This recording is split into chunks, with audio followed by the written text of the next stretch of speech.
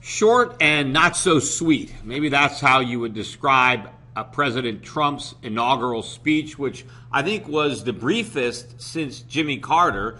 But now Donald J. Trump is the 45th president of these United States. Now, I did in general like his speech. I mean, I agree with much of what Donald Trump had to say, talking about how bad things are in the U.S. economy, that yes, there were some people that benefited. People in Washington certainly benefited. I mean, Washington has been booming, right? Because they've been sucking all the wealth out of the rest of the country. So the bureaucrats and certain segments of the population have benefited from central planning and central banking and the cheap money and the bubbles. But Donald Trump hit the nail on the head when he talked about all the factories like tombstones littering the landscape, and how our wealth has been sucked out and the middle class has been hollowed out, and that the country is hurting. All of this is true. And I like the fact that he says we want to take back the government for the people, right? Take it away from the elite, take it away from the bureaucrats, and bring the power back to the people. All that is great. The question is, what exactly does Donald Trump mean by that? See, does he mean get the government off the people's backs? Does he mean unshackle us from government, get rid of all the regulations, get rid of all the taxes and government spending, get rid of all the bubble blowing, and let's have sound money and higher interest rates, and let's have a real economy so that individual Americans can basically pull themselves up out of the ditch on their own, that we can roll up our sleeves and work our way out of this gigantic hole that the government placed us in, right? If it's going to be just free enterprise and limited government and freedom, and if that's what he means by taking back the government for the people, then that's great. But what if he doesn't mean that? What if what he means is kind of like a Trumpian New Deal? What if he's talking about government proactively doing things to help the middle class, like big spending on infrastructure where the government employs people directly and creates jobs, kind of like they did in the New Deal in the Great Depression, right? He's talking about potentially protectionism, or how are we going to bring these jobs back, or how involved is the government going to be? Is it going to be the government helping the middle class because they've been forgotten, they've been left out, and now the government needs to do something? We need some more programs or some more spending. So he doesn't really articulate exactly what he means by taking the government back for the people. See, what I want it to mean is just taking the power away from government so that people have power in and of themselves, so that they're freed up, they're unshackled. We get rid of all the rules and regulations that have been inhibiting economic growth so that the economy can grow. Let's get rid of all the parasites that have been sucking us dry, that have been in Washington living off the body of the rest of the country, right? They've been getting fat by sucking the wealth out of everybody else. So if we can get rid of all these parasites, and I know Donald Trump is talking about cuts now to the head count, right? Cutting down on government employees, cutting back on government spending. Of course, all of the spending he wants to cut is non-discretionary. This is the small part of the budget. Everything that's big is off the table, right? All of the entitlement programs are off the table. And then, of course, there's additional spending potentially on infrastructure, on the military. And, of course, as interest rates are rising, well, that's extra spending.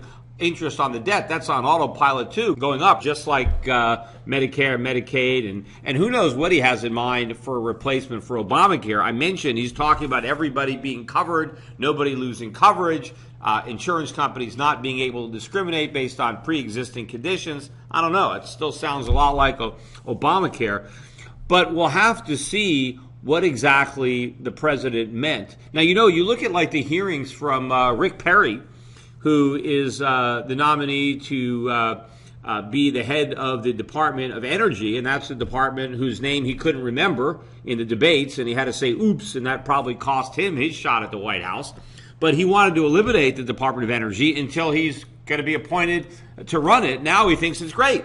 And in fact, in the hearings, he said, well, I didn't realize all these good things that the Department of Energy did. Well, wait a minute. You wanted to eliminate it. You would think that Rick Perry, since he chose the Department of Energy as a department that he would want to eliminate, you would have thought as a candidate he would have checked out a little bit about what the Department of Energy did.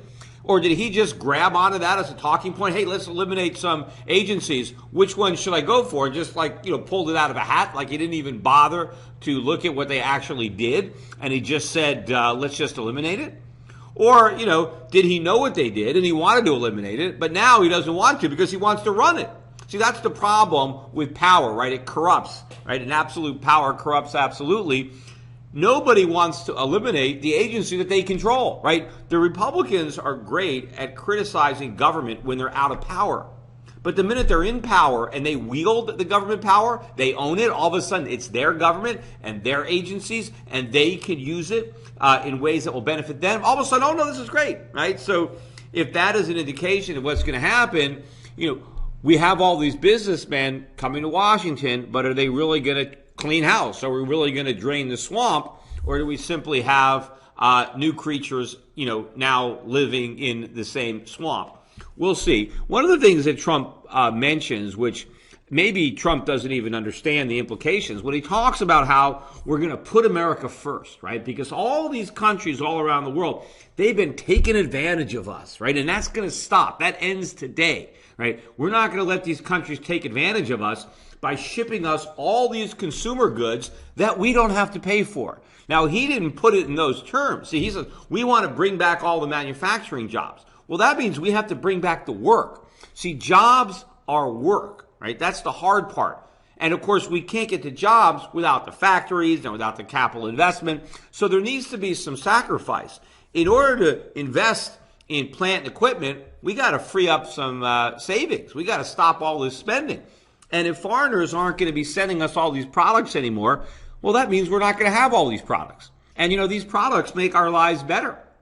The fact that we can import all this stuff that we don't have to pay for, right? Well, technically, yes, we give them a bond, but hey, the bonds never actually cash out. They roll them over indefinitely, and the interest on those bonds is practically zero. In fact, it's negative when you account for inflation. But Trump doesn't really understand, or he underestimates the fact that we have been riding on the global gravy train for decades, right? We get a free ride. The world is subsidizing America. So we're not taking advantage they're not taking advantage of us. We're taking advantage of them. So if we're actually going to make America great again by basically severing these relationships so that we now produce and consume, right? Because he said it's all about buying America, hiring Americans, and buying the products that are made in America. Well, if that's what we're going to do, the biggest winners are going to be our trading partners, because now they're going to get to keep all the stuff that they produce. That's a win for their consumers and a loss for our consumers. Now we're going to have to go back to work, right? Well, we've been consuming for free. Yeah, the factories are gone. Trump is right about that. So all these factories that used to be here are gone. But you know what's still here? All the products that they used to produce. Because foreign factories, we're getting all the output of those foreign factories for nothing, right? The products come here and the pollution stays there. And so what he's saying is, no, we want to do the work ourselves. Okay, fine. Well, now we're going to have to make our own train. We can't ride on the global gravy train. And foreigners now, if the trade comes into balance, they get to keep what they produce. Well, that's better than getting a piece of paper and I owe you nothing, because they're not really lending us money, right? Because all the money, or a lot of the money that we're borrowing is being loaned to us from foreigners. But it's not really a loan if you have no capacity or intention to repay it. And we don't, right? We expect our foreign creditors to indefinitely roll over these low-yielding IOUs, right? So in effect, they're not loaning us money to buy their stuff. They're giving us their stuff for free. And so there's a huge benefit. Now, what's the downside? The downside is it's not going to go on forever. At some point, foreigners are going to wake up to the way they're getting conned, and they're not going to want to play this game anymore. They're not going to want to give us their stuff for nothing. They're going to realize that these IOUs are never going to get repaid, and they're going to decide on their own that they don't want to play this game anymore. And then, of course, we're in big trouble, because now all of a sudden we're cut off. And now our economy doesn't function anymore because we've lost all our manufacturing, and all we have is a service sector economy, and we rely on all these goods coming in from abroad. So the longer it takes foreigners to come to their senses, the worse the U.S. economy gets, right? The bigger the hole we dig for ourselves. So it's a good thing if Donald Trump doesn't wait for foreigners to cut us off, that we just cut ourselves off by saying no more. It stops now. We're not going to do this anymore. But what that means in the short run is a huge reduction in the standard of living of Americans, because we've been living artificially. We've been living beyond our means. We've been living on debt. We've been living on imports. And if we have to start saving and producing, which we should do, and I hope we do it, but it does mean we have a rude awakening, because we're going to have to deal with all these problems. And it's, nobody has been prepared for that, because everybody is expecting things to just get better, magically get better under Donald Trump. And if Trump is actually going to make America great again, things can't get better right away. There is no shortcut. Things have to get worse first. And I just don't know if anybody up there on Capitol Hill is prepared for that. They're trying to prepare for everything just getting better immediately. And there's no way to do that if you're going to do the right thing. Now, what he might try to do is another big round of deficit spending, pump priming, only targeting all the new money printing and all the government spending kind of directly at the middle class, as opposed to siphoning it through Wall Street. And if we do that, then maybe in the short term we get some kind of a boost, but we also get a boost to inflation. And whether or not it actually feels like progress will be difficult to know. But it won't be good for the stock market. It won't be good for the bond market. Right? These markets are going to go down. And in fact, the Dow didn't really have much reaction to Trump's speech. It was up about 80 or 90 points when he started speaking. Then when he stopped, I think it sold off, up about 20 or 30, and then it came back up, and it finished about where it started, up about 80 or 90 or so. Gold had a run. Gold was up, I think it was flat when he started to speak. And at one point after the speech, it was up maybe $9 at the highs. I think it was only up about $3 or so by the end of the day, although it was negative $4 or $5 early in the morning. So still had a nice rally. And the dollar was down on the day. And I think, if you listened to Trump's speech, he's not backing away from any of the campaign rhetoric. If anything, he seems like he's doubling down on that.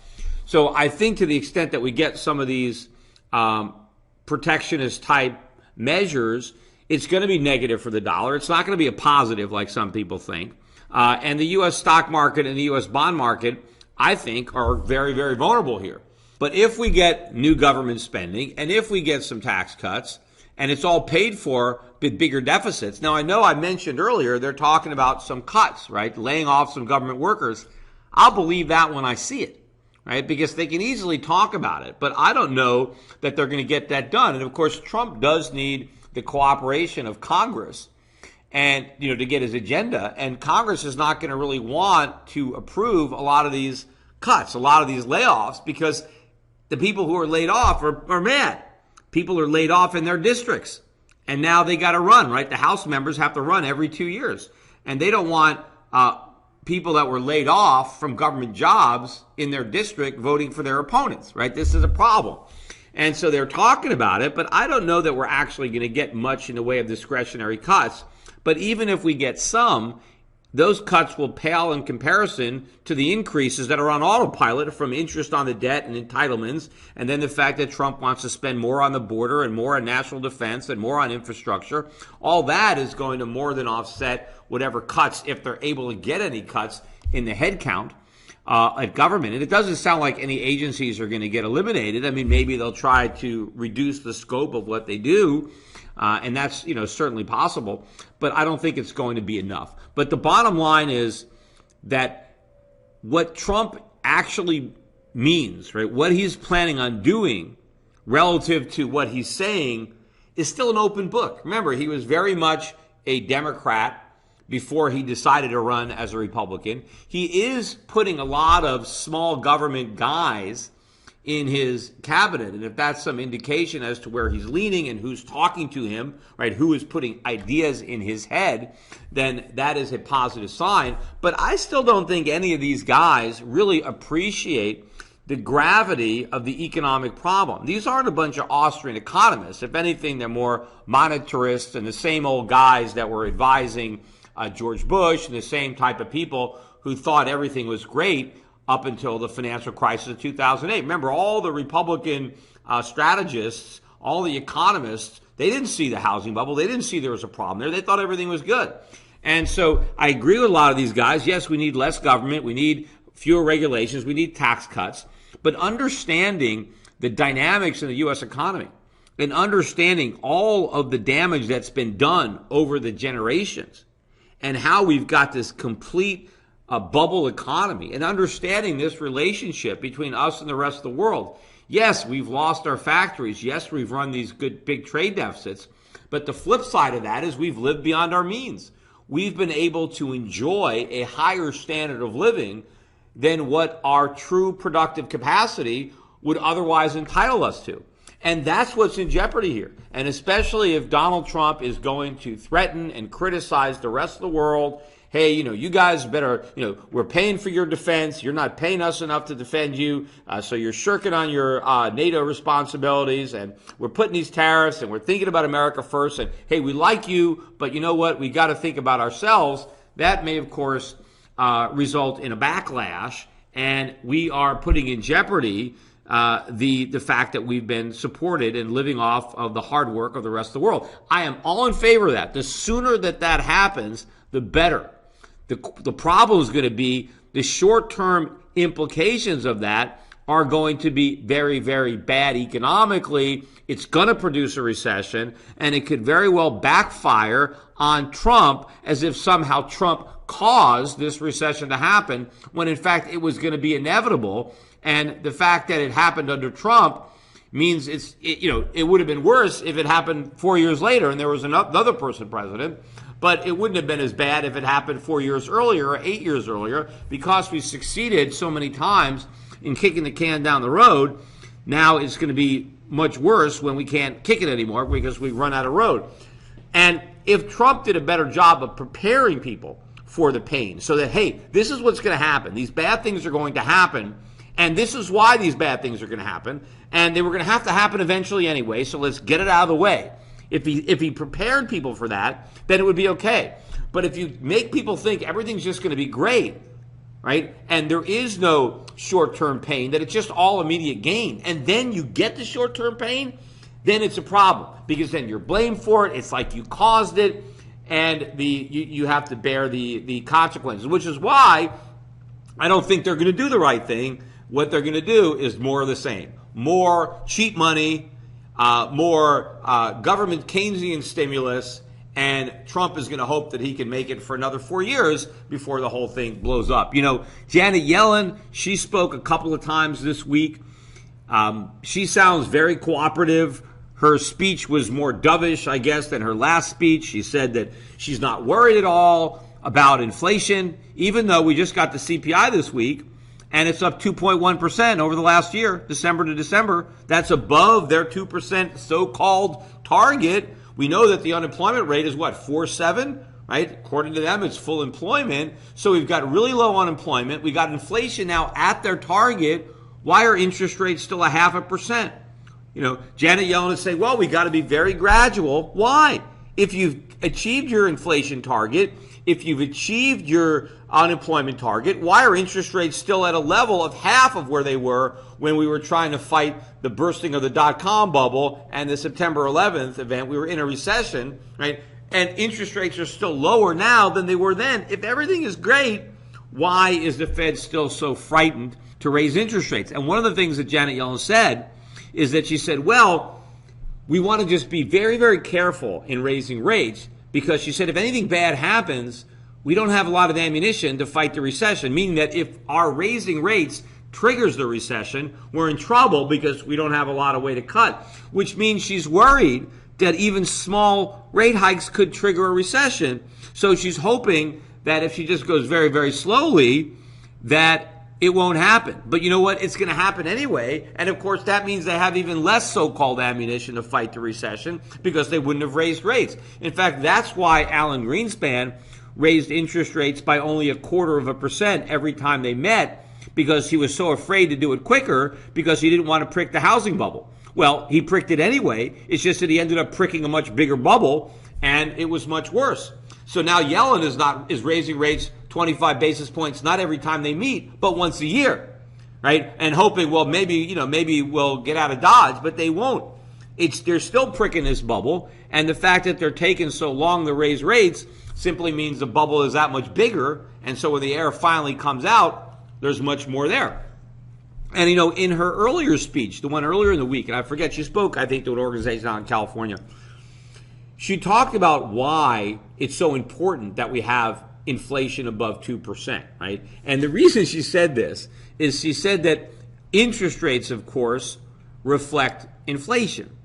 And she said that if inflation was very, very low, then interest rates would also be very low, right? Because, if you have zero inflation, you don't need a big inflation premium in your interest. But if inflation, let's say, is 3%, well, you need at least 3% above whatever you would normally charge in interest, because, just to make you even on inflation. And of course, you need even higher because a lot of people pay taxes on their interest. So now you've got to, if you're paying taxes on inflation, you have to bake that into the interest rate. So when you have higher inflation, you automatically have higher interest rates. And so what the Fed said is we need to have a certain amount of inflation so that interest rates are higher, so that when the economy is bad, we have room to cut rates to stimulate it. So what she's saying is, Americans have to endure an increase in their cost of living. We have to have higher prices, rising prices, instead of price stability or falling prices.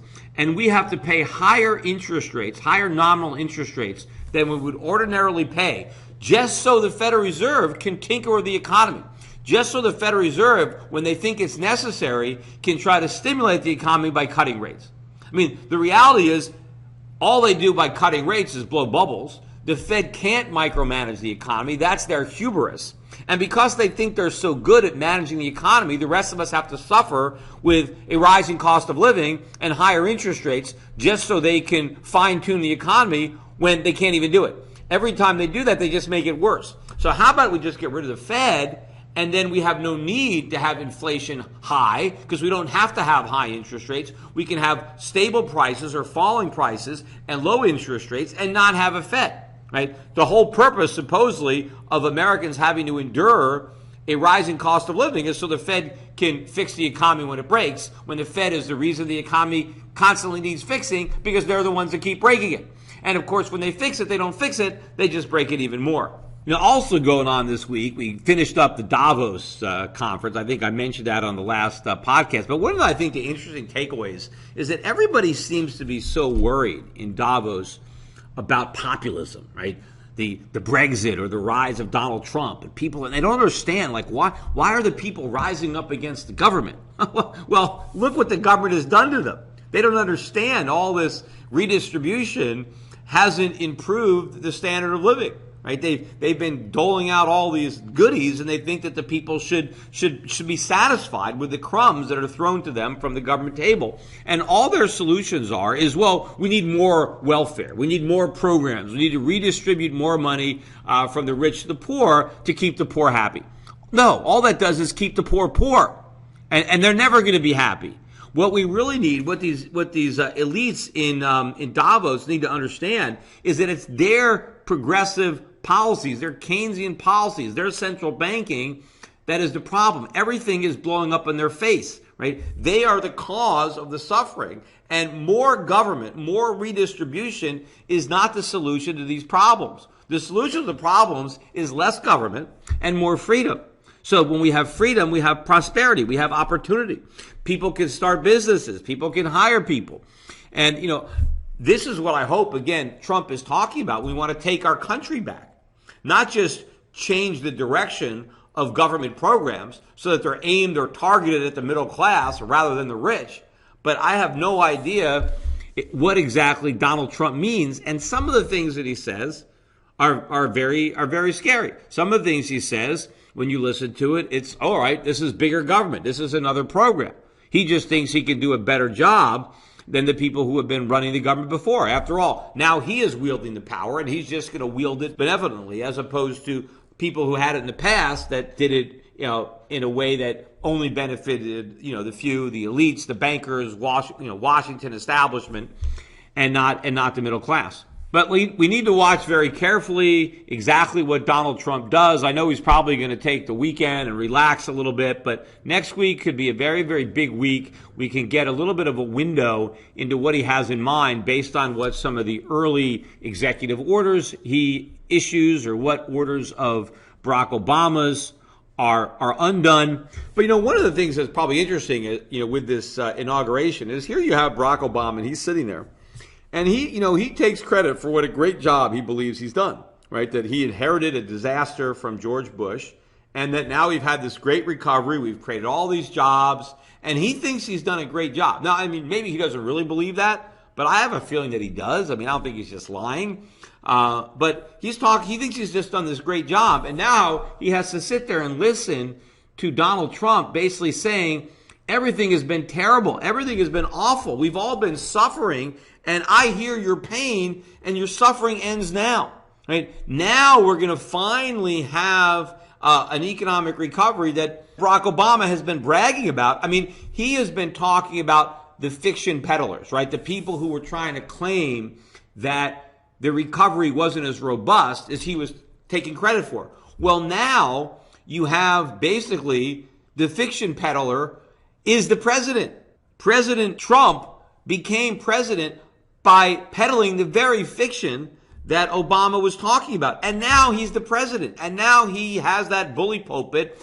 And he is saying all these things, which I know are true, but which Obama had denied for the entirety of his presidency. And now he has to sit there and he has to listen to this and realize, hey, people are applauding back home. It's like, they've been living in darkness, and now all of a sudden there's light. It's been 8 years of economic darkness, and now there's a ray of sunshine, and people finally have hope, right? They didn't have hope for the last 8 years, even though Barack Obama campaigned on hope and change.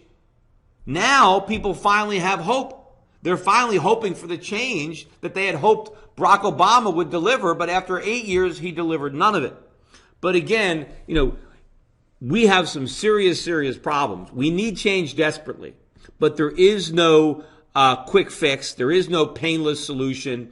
There is no way to get out of this mess without going through a protracted recession, depression, whatever you want to call it first, so that we can correct these imbalances. And believe me, they are much worse today after 8 years of Obama, 8 years of Ben Bernanke and Janet Yellen. We are screwed up. This economy is screwed up in a way that probably no economy has ever been.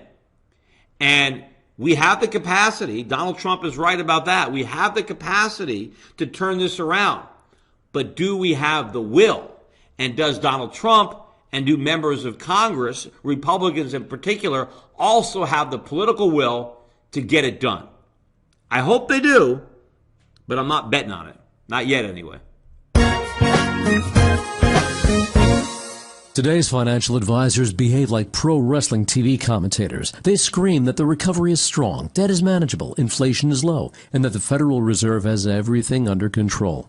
They may be oblivious, but the danger is real. Looking beyond the media hype can open a world of broader investing ideas. Euro Pacific Capital is a registered investment advisor that offers stock-focused wealth management services that closely follow the strategy of our founder and CEO, Peter Schiff. We concentrate on those countries that are more closely in tune with Peter's vision of how capitalism is supposed to work. And these investments are not hard to find, provided you know where to look. Isn't it time you change the channel and let Euro Pacific put a little reality back into your portfolio? If you live in the United States and have $25,000 or more to invest, call 800-727-7922. That's 800-727-7922. Non-U.S. residents access similar strategies through Euro Pacific Bank at europacbank.com. Euro Pacific Capital and Euro Pacific Bank are affiliated companies.